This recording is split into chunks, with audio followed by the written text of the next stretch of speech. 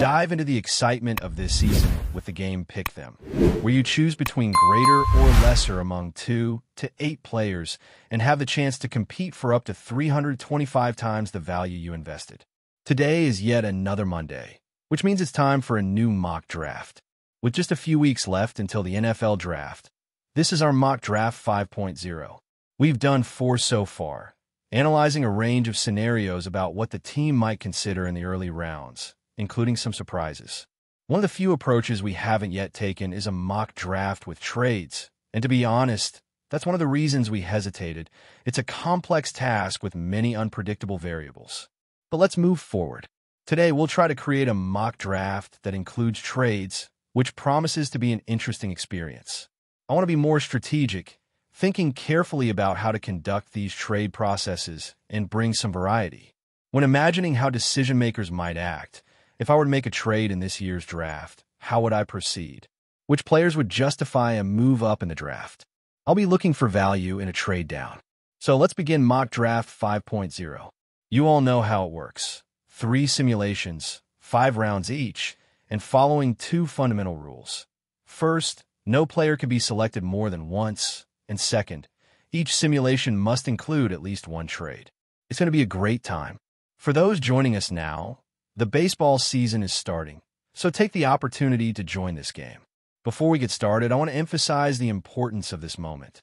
We're diving deeper into another exciting round of analysis as we explore the selections coming up in the draft.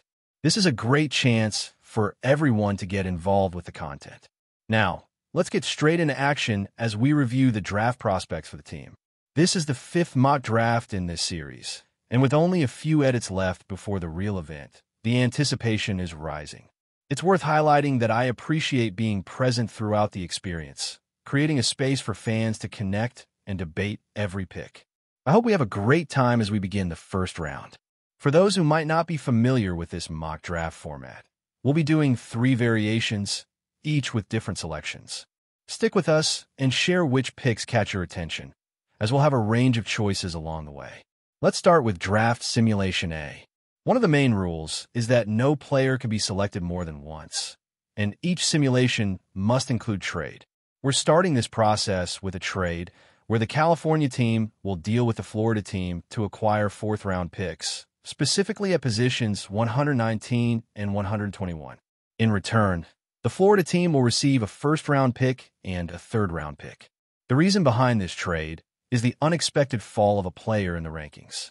There are several athletes I consider promising for this gap, especially since the next pick after Florida's belongs to a division rival. This creates an excellent opportunity to potentially secure a player who could be taken by a competitor, while also targeting someone who isn't where they're expected to be on the draft list. There's one particular athlete I've noticed falling in several simulations, and I can't help but think that the rival team might be interested in him. This is someone who, when analyzing the options within a rival's territory, while also focusing on a player who may be undervalued in the simulations, one name stands out to me as potentially available. I think, surely, the rival team would consider maneuvering to secure this player. Are we ready to trade to get someone who fits the value, need, and talent we're after? The answer is yes, without a doubt. The California team should consider a move in the 1st round to secure Ted McMillan, a wide receiver from the University of Arizona. This is a scenario that really makes me question its viability because I fully trust in McMillan's abilities. I had the opportunity to see him play live in a game where he showed his impressive capabilities on the field. While he didn't have the ideal performance against a team with a solid defense, he managed to make some impactful plays. It is widely accepted that he is the best receiver in this draft class, although there are comments suggesting we should temper our expectations for this group. McMillan is ranked number 1 in many analyses, although some hesitate to consider him as a top 10 pick. I've noticed his drop in several simulations, from middle-round picks to lower 20s. I don't believe this will happen, but if McMillan is available around the 19th pick, I wouldn't want to risk the rival team picking him at such a favorable price. I'd rather trade up to secure him. That would mean giving up a 3rd-round pick, resulting in a swap of Florida's 3rd or 4th-round pick for a 3rd pick, which would put us at a disadvantage. However, I am convinced this trade is completely justified if a player like Ted McMillan is within our reach and we have the resources to pull it off. With a lot of picks in this draft, if we have the chance to go after the best player available, especially if he's among the best on the California team's list, we should definitely pursue him. There may be other trade partners who might be interesting options for the California team. If you have the resources to make a relevant move, I recommend focusing on acquiring the best player available, especially if he's ranked in the top 10 and is selected in the later positions of the first round. Without a doubt, we should try to secure him. There are other teams that might be open to trading, such as the Seahawks or the Cardinals, especially if they're interested in moving closer to the top of the first round, fearing another team might pick him before they can. A slightly larger investment might be needed, but I truly believe McMillan stands out. Imagine him playing in that offense alongside the starting quarterback and team. It would be an extraordinary combination. For those who are not yet familiar with McMillan's skills, he's 6 feet 5 inches tall and weighs 212 pounds, with remarkable catch radius. He's an exceptional route runner with great hands and seems to be the next big star at receiver in the league. If there's any opportunity to acquire him, I believe we should trade up in the draft. It might seem a bit generous considering I've seen him selected in some simulations, which explains his current situation. However, I think it's worth taking that risk. Even though you might be trading a third-round pick to gain a fourth, securing McMillan in the first round is something I wouldn't imagine in 99% of simulations. So, let's embrace some optimism and say, hello, McMillan, welcome to the team. Having a high-level receiver next to another player would be absolutely amazing. Now, moving on to the second round. Fortunately, the team didn't have to give up that pick to facilitate the trade. We'll opt for an athlete I've mentioned in several simulations before, someone who has become one of my favorites as a significant value in the second round. I'm convinced he will be an impactful addition wherever he's chosen, especially in a role within the team. This athlete is a powerful pass rusher with an explosive first step and excellent leverage, consistently demonstrating clean and effective hand placement. His strong and reliable presence on the line seems like a great addition alongside another promising player, as we're somewhat planning for the future with this pick. While we already have an experienced player at this position this season, that situation shouldn't last for too long. It may take a while for the team to truly solidify this position, but selecting this athlete in the second round could accelerate the process. Imagine the two playing together on the edges. That would be sensational. So, that's the second round pick. Now, in the third round, the team doesn't have a pick because it was traded to secure McMillan, but they got an additional selection in the fourth. Let's see. Yes, these numbers are a bit confusing. Oh, anticipating that, with pick number 121, we'll go with a tight end from a university that is starting to gain my recognition. I believe this athlete will be one of those who stands out at the next level as a consistent tight end, performing multiple roles. He's a good blocker and also a solid receiver, as well as excellent after the catch. Place this player in space, and you'll see what he can offer. It's a fantastic addition to join the starting quarterback, and once again, it's another position to address that will help open up opportunities for other athletes. The team really needs to strengthen this position.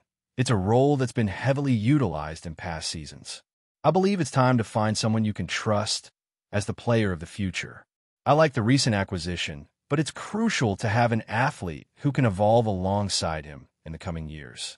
Jim Harbaugh and Greg Roman really had a mutual support system in previous seasons, and I'm convinced it's the right time to find a player you can fully trust for the future.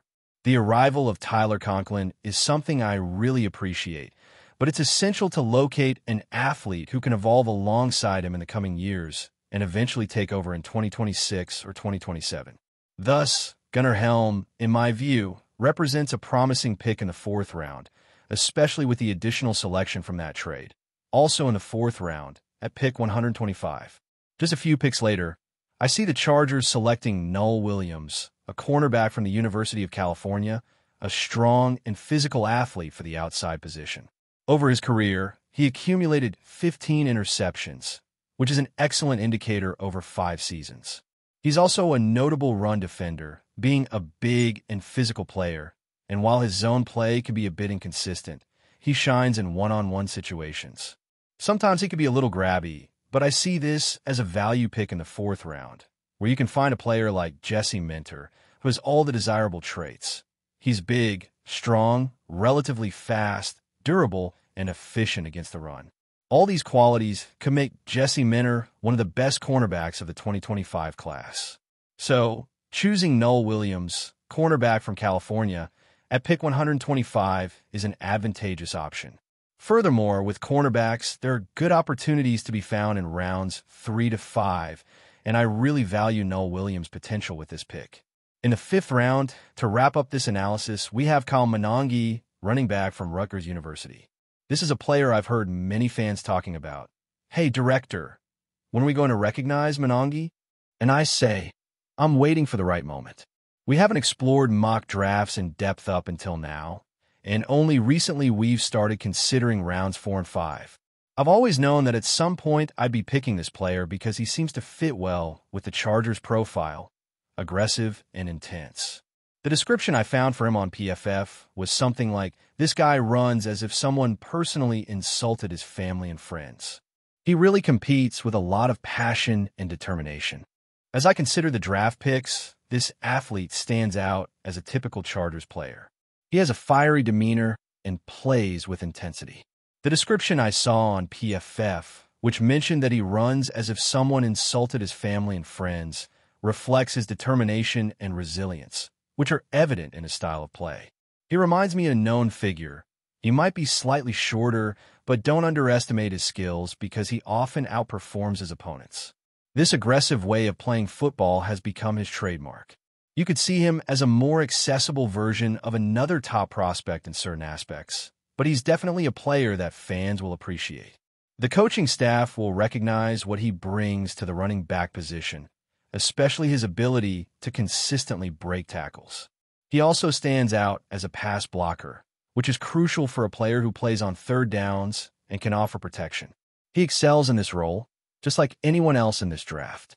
Kyle Monangai, the running back from Rutgers, represents an exceptional value in the 5th round. It seems that the team hasn't fully explored the potential of this class of running backs. But if you look at any other season, he'd likely be selected in the 3rd round, maybe even the 4th. I'm confident many will recognize what he has to offer, especially considering his pass blocking, which is notably physical and high quality for a 5th round pick. The initial trade involved moving to select Ted McMillan, and we continued with selections in the 2nd round, including other athletes. Honestly, this draft is unfolding quite promisingly. Now, as we think about the next phase of the draft, we should consider the possibility of a trade at some point.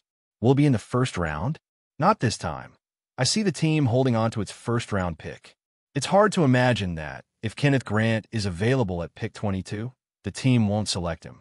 That should be the pick if he's still available at the 22nd spot. Although the likelihood of this happening may be a little lower, it's still an open possibility.